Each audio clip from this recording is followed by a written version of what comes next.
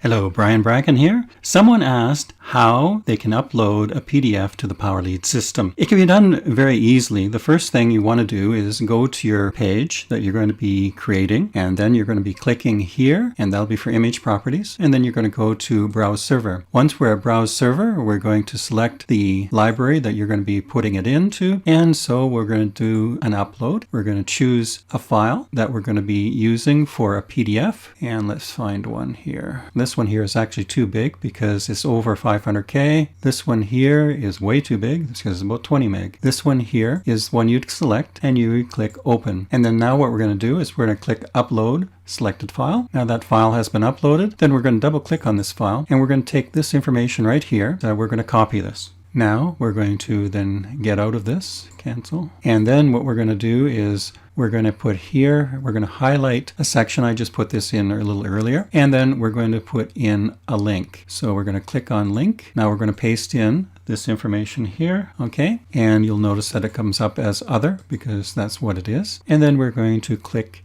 OK. Now what we'll do is we'll save this and I'll show you how it works. So now what we're going to do is we're going to view this file, just see if it works. We'll see if it works properly. And we're going to click here. And now we've got this link. Click on the link. And now we're downloading the PDF. Okay, so that's how that works. Well, thank you for watching this video, and hopefully you'll be able to use this in any way you'd like to. Have a good day, and thank you for watching this video.